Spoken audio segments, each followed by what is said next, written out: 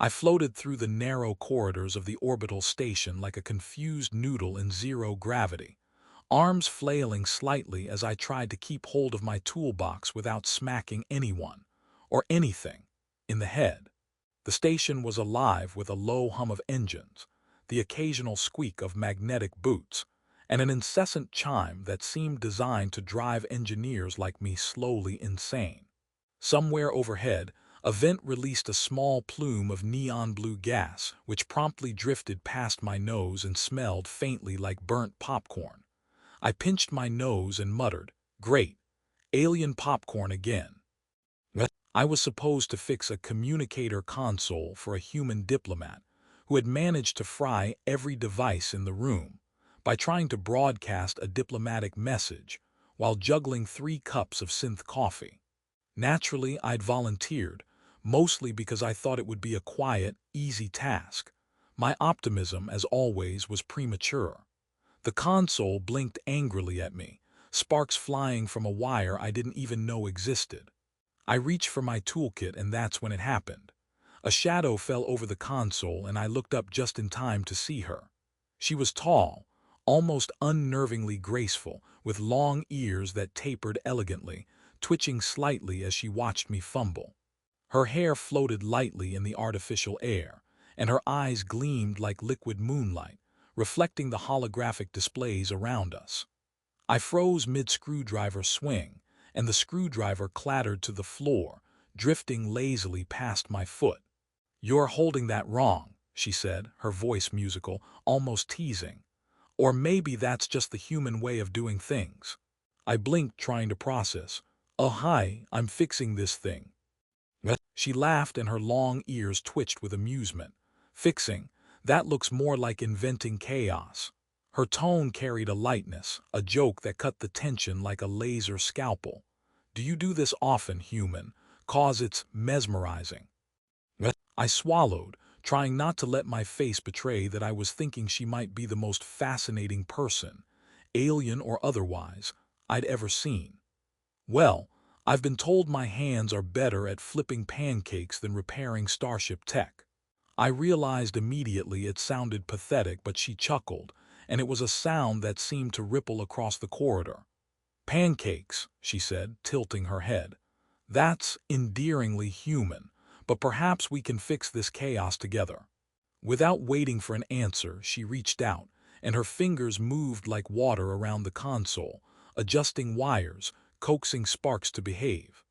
I watched, half impressed, half horrified that I'd been outshined by someone who wasn't even human. A stray wrench floated past my head, and instinctively I reached for it, too late. It bounced off her shoulder, and she rolled her eyes in mock exasperation. "Seriously, human, try to keep up. Tools have dignity, you know." I snorted, and the sound echoed awkwardly, but it felt good. Something about her presence made even a floating metal accident feel like part of a game rather than a catastrophe. Once the communicator hummed obediently, she leaned back, letting her ears flick gracefully. "There. It listens now. Mostly." She smirked at me, and I realized that even in a space station crowded with aliens of all shapes and sizes, I was utterly focused on her. "So do you do this for everyone?" I asked, trying to sound casual, though my voice betrayed a slight tremor. "Just swoop in, fix things, and make humans feel useless?" "Only the interesting ones," she replied, eyes glinting mischievously. "You're different, clumsy but persistent. That counts for something in my book." She paused, and for a moment the station's constant hum seemed to dim. Then she laughed. "Also, your tie is crooked. Do humans even know what a proper tie is?" I glanced down. Sure enough, my tie had floated half over my shoulder. Guess I was going for avant-garde." She clapped her hands lightly, and a small holographic bubble appeared above the console, showing a cartoonish version of me tangled in floating wires. "Avant-garde," she echoed, and the little bubble me squeaked in alarm. "Yes, very avant-garde indeed. Quite heroic in a human kind of way." I couldn't help but laugh, partly because the hologram squeaking like me was absurd, partly because she seemed to enjoy my embarrassment without cruelty. She tilted her head again, those ears twitching, and said casually, "You know, humans aren't entirely bad at this. Some of you even have charm." I choked on the laugh I didn't realize I'd been holding in. Charm, huh? Is that technical or emotional? Both, perhaps, mostly emotional, although I admit witnessing someone wrestle with a floating screwdriver is unexpectedly entertaining. Her grin widened. I realized her amusement was the kind that made you want to stick around, even when your circuits, or in my case, your nerves, were frazzled. By the time I had reassembled the communicator and tested it, the station had gone from hostile to somehow inviting. She hovered nearby, watching me like a cat observing a clumsy mouse, though her gaze was more curious than predatory. "You know, human," she said, flicking a spark from the console that danced harmlessly on her fingertip, "the galaxy is full of wonders. Some of them explode, some of them talk to you about pancakes." I laughed, realizing she had a point. This was no ordinary alien encounter. Already, I felt the edges of something improbable, something that mixed terror, curiosity, and excitement, curling around my chest like a zero-gravity scarf. She twitched her ears again, and I knew she had noticed my fascination, though she didn't call it out directly. Instead, she smiled, a soft, enigmatic curl of lips, and said, "Come on, human. Let's see if you can survive dinner in zero gravity without losing half of it to the ceiling. That will tell me more about your potential." And just like that, I followed her into the open docking bay, slipping past cargo containers, alien merchants, and a very judgmental service robot, wondering how a simple repair job had turned into the strangest, funniest, and most unsettling evening of my life. I had no idea then that her confession, shocking and utterly impossible, was already orbiting in the near future, waiting for the perfect moment to land. The night stretched ahead, full of stars, floating sandwiches, and the faint, almost musical twitch of her long ears. I realized, with a mixture of dread and delight, that space had never felt this personal, this alive, or this absurdly, wonderfully human. We drifted through the docking bay like two flotsam pieces in a slow-moving cosmic river, her long ears twitching as she led the way, and me trying desperately not to trip over magnetic cables that seemed to have a personal vendetta against my boots. Every so often, she flicked a hand, and tiny holographic signs floated into view, pointing us toward her ship with an elegance that made my human sense of direction feel laughably obsolete. "You know," I muttered, balancing a floating wrench in one hand and my toolkit in the other, "in my world, GPS usually doesn't involve light displays and minor explosions." She glanced back at me, eyes glimmering with amusement. "Explosions make things memorable.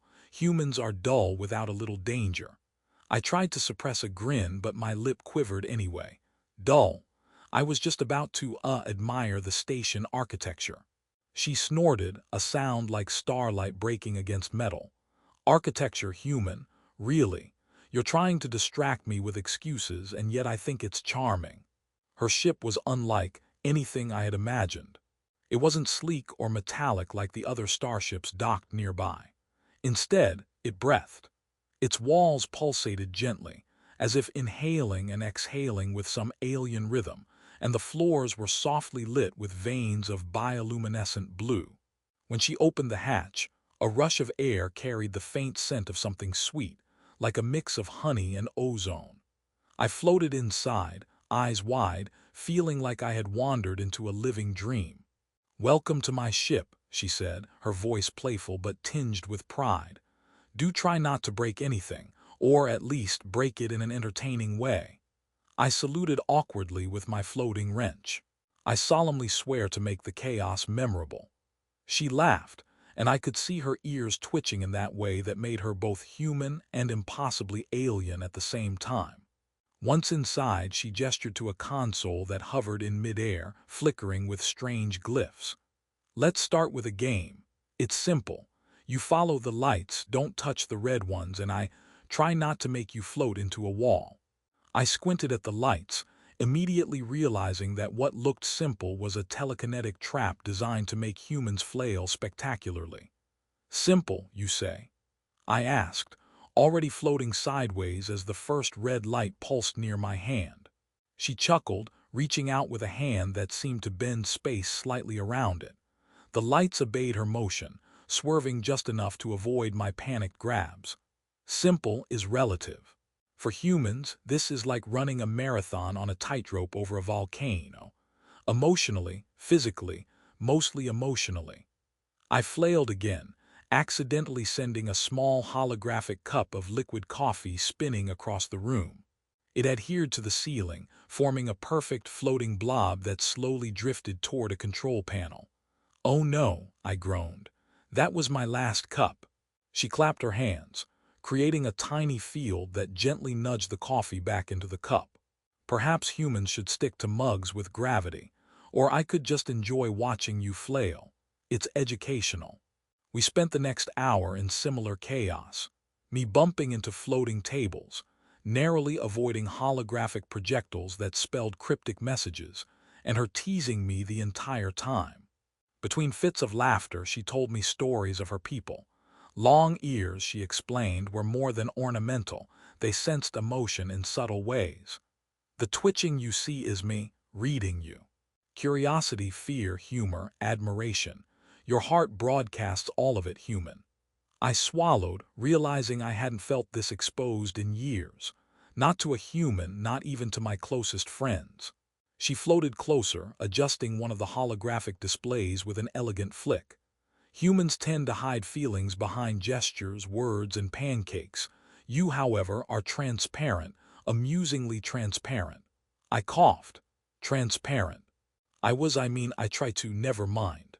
Never mind, she echoed, amusement curling her lips. No, human, it's fascinating. You fumble, stumble, yet somehow survive. There's honesty in that, there's charm. And there's potential, for further entertainment, of course. We drifted toward a corner where a small kitchen module floated, complete with magnetic utensils and zero-gravity appliances. I eyed it warily. You cook in zero gravity, doesn't it float away? She smirked. Exactly. Cooking is a test of skill, patience, and improvisation. Let's see how human ingenuity fares against physics. She handed me a small spherical container labeled synth dough. I attempted to knead it and it promptly shot into the air, ricocheting off her shoulder before floating neatly back into my hands. She clapped lightly. Adorable. Your human ineptitude is inspiring. As I laughed at myself, she leaned closer, her long ears brushing against the floating bread dough. "You know," she said softly, "the galaxy is enormous. People, planets, stars, they all have rules, some sensible, some absurd.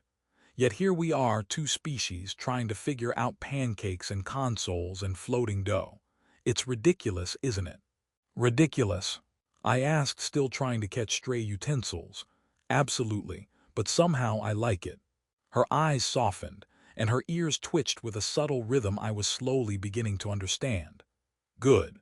Humans rarely admit they like ridiculous things. I approve."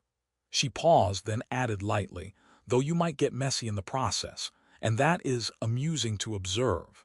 By the time the synth dough was shaped into something vaguely resembling a loaf, the sun, or what passed for a sun through the station's viewport, was dipping behind the gas giant, turning the view into a swirl of violet and gold.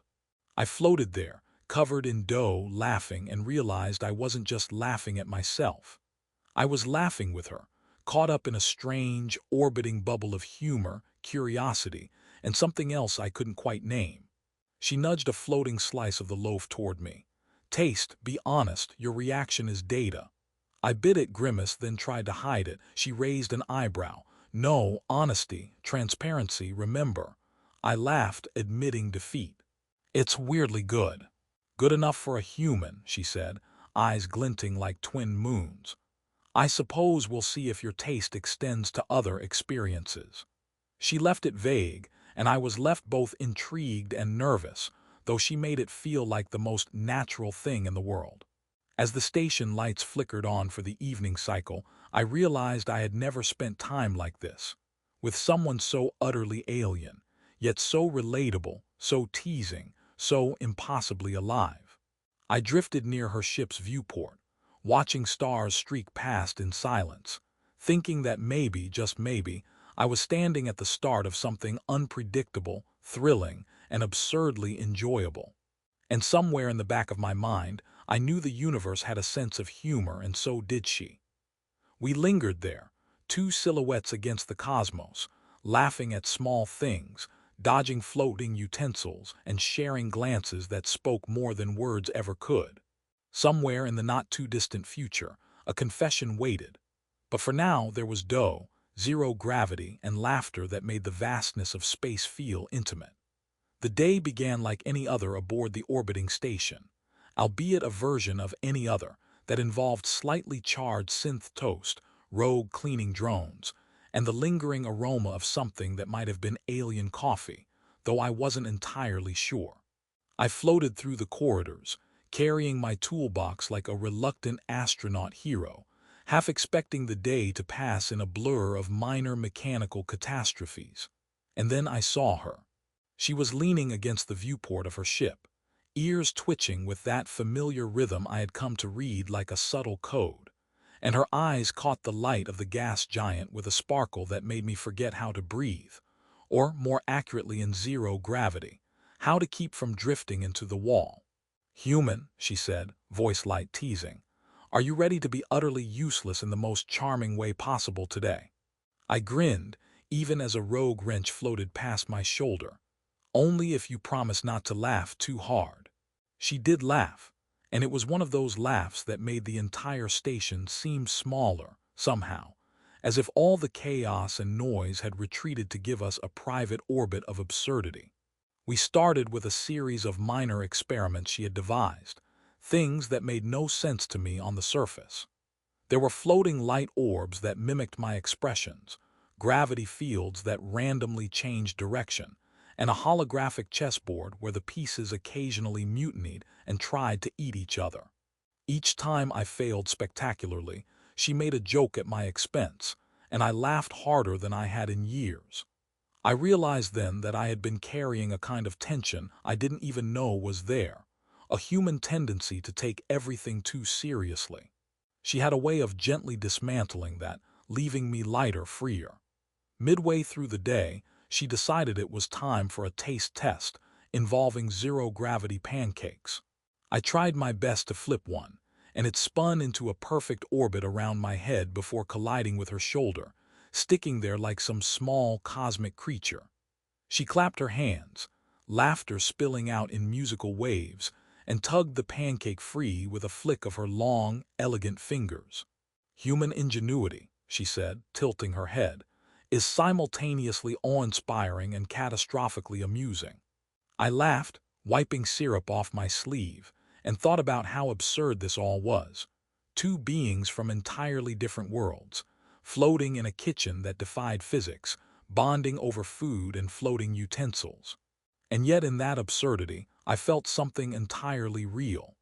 As the gas giant outside shifted, painting the viewport in shades of violet and gold, she drifted closer. Her ears twitched softly, a subtle rhythm that always made me aware of her attention, her focus, her presence. "Human," she said gently, "I have something to tell you. And no, it's not another tutorial on how to avoid a rogue cleaning drone." She floated a few centimeters away, just close enough that I could see the liquid silver of her eyes. I felt my chest tighten in a way that had nothing to do with gravity. Okay," I said, voice somehow trembling even though I wasn't sure why. She took a deep breath, ears flicking in a curious, almost nervous pattern. "I wish you could be my boyfriend, human." Time paused. Somewhere a drone buzzed lazily past, oblivious. A floating sandwich hovered midair as if caught in suspense. I stared, trying to process the words, and failed spectacularly. "You, what?" I managed, sounding like a malfunctioning communicator. Her lips twitched into a mischievous smile. "I said I wish you could be my boyfriend. There, I said it, shocked, embarrassed, flustered." She tilted her head, ears dancing, and I realized she was delighting in my complete lack of composure. Wow, I said finally, and she giggled. I didn't even know that was possible. I mean us, me and you. In us zero gravity. Why not? She asked softly. We understand each other better than anyone else here. You're clumsy, honest, and surprisingly human, and I enjoy your company. She floated a little closer, ears brushing against the edge of the holographic chessboard, which immediately emitted a tiny sigh of disapproval at being disturbed. I blinked, and then a laugh escaped me. You know, I said, I never thought I'd end up here, floating, eating half-orbit pancakes and talking about relationships with an alien who makes zero-gravity chess mutiny seem normal. And yet, I think I might like it. Her grin widened, ears flicking like twin signals of delight. Might. Definitely, I admitted. And immediately a small piece of synth dough from yesterday floated up and stuck to my face, as if the universe itself wanted to punctuate the moment with absurdity. She laughed and I wiped it off, realizing I didn't care if I looked ridiculous. I was exactly where I wanted to be. For the next few hours, we navigated the peculiarities of interspecies interaction with a mix of honesty, laughter, and carefully dodged floating food.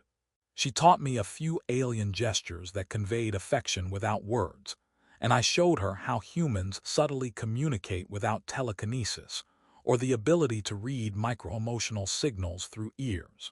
Somehow, in the middle of floating pancakes, rebellious holographic chess pieces, and occasional sparks from my half-repaired gadgets, we managed to understand each other. Completely. By evening, the station lights dimmed to a soft, ambient glow, and we sat together near her ship's viewport, watching the stars streak past in silent beauty. I realized that the person I had been when I first stumbled into this orbiting chaos, clumsy, nervous, overly serious, had changed.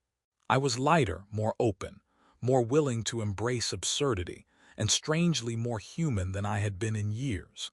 She nudged my shoulder gently with her own, ears twitching in a rhythm that felt like laughter without sound. So human.